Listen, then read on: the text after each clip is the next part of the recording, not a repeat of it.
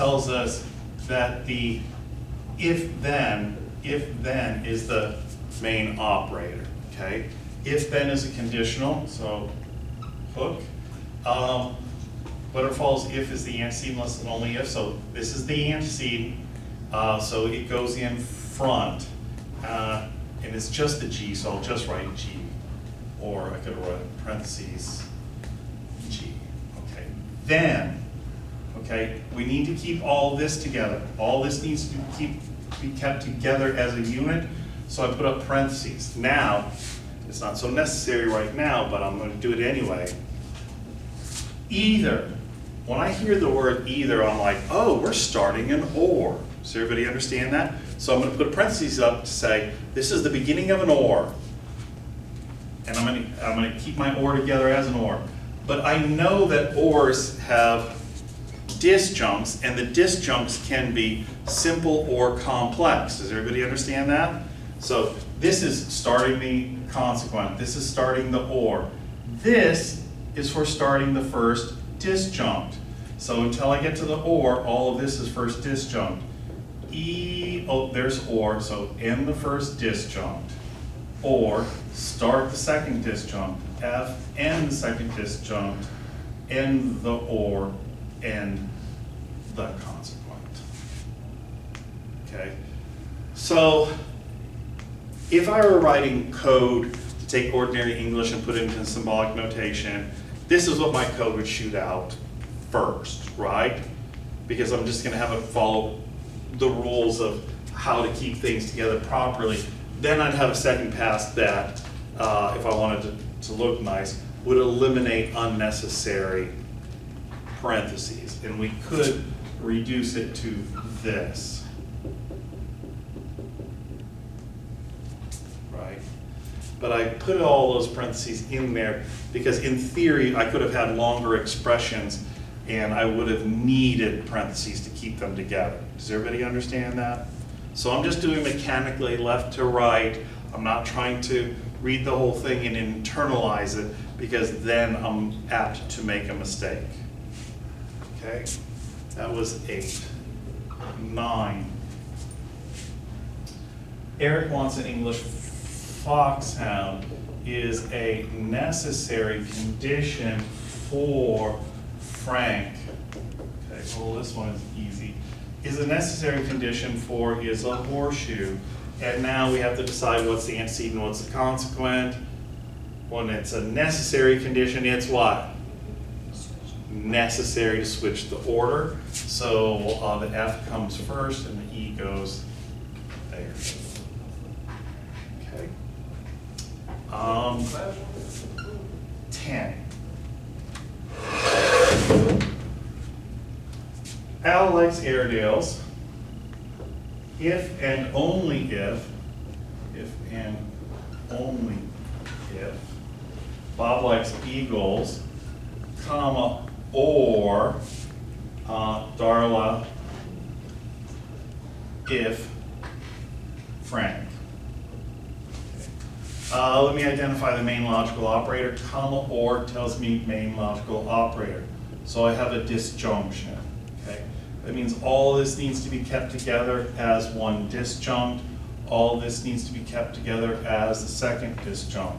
Okay? So let's put this stuff in here. A, if and only if B. Well, that's A triple bar B. If and only if is triple bar. Okay? And now over here, this is a conditional, but I have to think about which part is the antecedent and which part is the consequence. Whatever follows if is the antecedent, unless it's an only if, but this is just an if, so that's the antecedent. Antecedents go in front. Everybody got that? And remember, there's no such thing as that symbol. Sometimes people like to just point the two ends at the antecedent. No, there's no such thing, okay? You always have to use this that opens to the left, and whatever the antecedent is supposed to be on the left-hand side of the condition. So that was 10.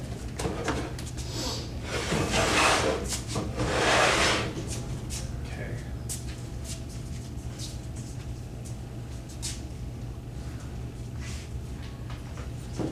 11.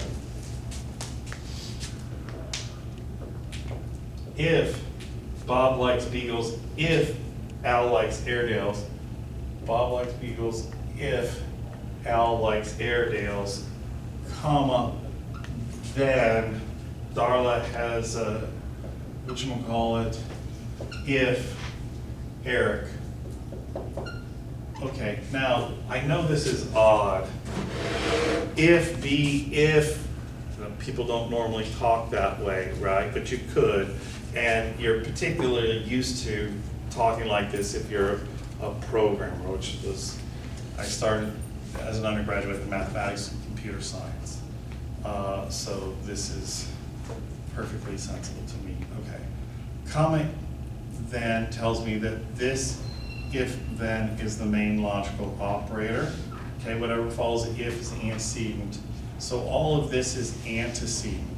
So keep it together as antecedent. It itself is a conditional, so it's a nested conditional. Whatever follows if is antecedent, so it goes here. And so that means that's the consequent. And then all this stays together as the consequent, and it too is a conditional. Whatever follows if is the antecedent, so that goes in front. Boom. Everybody got that? Yes? No. Sorry, excuse me. Yes. The if at the front, how does it affect the antecedent next to it? I'm not sure.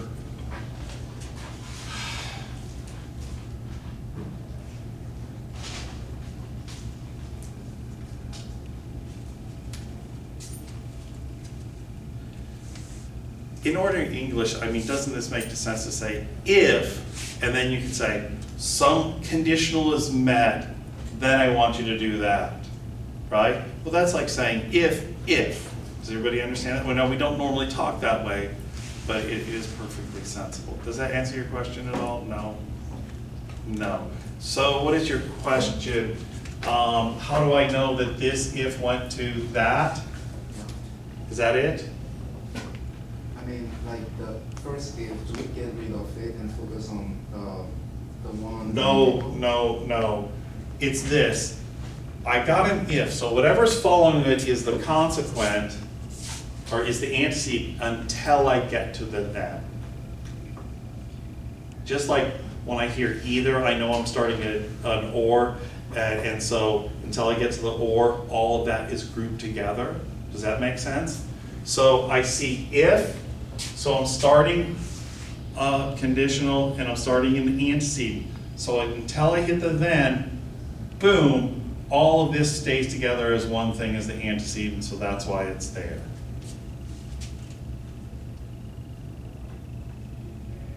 That makes sense now? Okay. 12.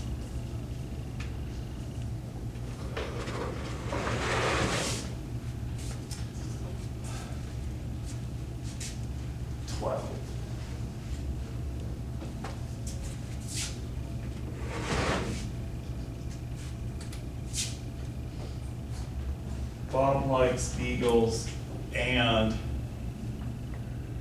Al likes Airedales, comma, is a sufficient condition for Darla. Comma is a sufficient condition for, tells us this is the main operator. Sufficient condition for is a hook, okay?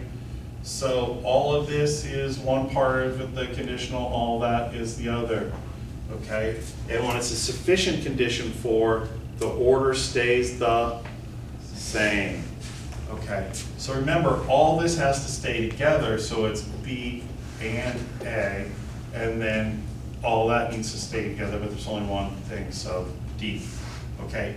If I didn't have these parentheses here, and if I had this, well then guess what? Now my formula is not a well-formed formula. Does everybody understand that? That's why I said, well, all this is antecedent, so let me keep it together. Otherwise, I end up with this, and that's not proper. So look, we have the exercise, is this a well-formed formula, right? And let's suppose that we understand that. When you're doing your translations on part 3 of the test, and you write down your translation, ask yourself, is this a well-formed formula? And if the answer is no, then you've messed up the translation. Does everybody understand that? Go back, you're missing some parentheses somewhere. Figure out what's grouped together, or you forgot a logical operator somewhere or something, okay? 13. Catherine Hezekiah is a sufficient condition for Darla, comma, unless Bob doesn't, so that's not Bob. Okay, comma, unless it's an or, keep all of this stuff together.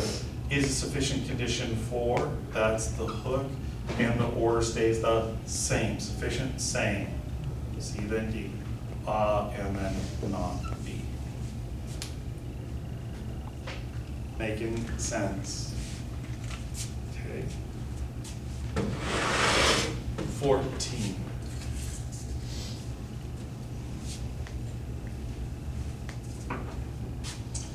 Catherine has a caterpillar, C, comma, guarantees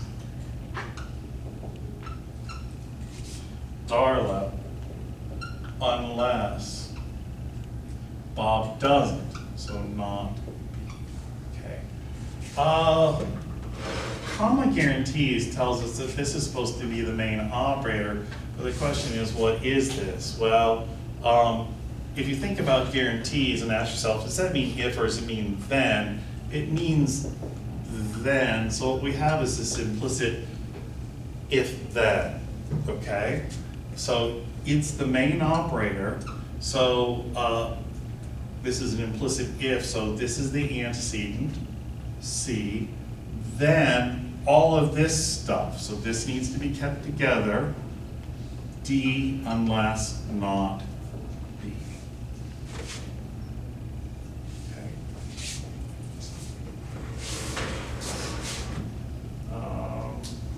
Which number am I at? 15.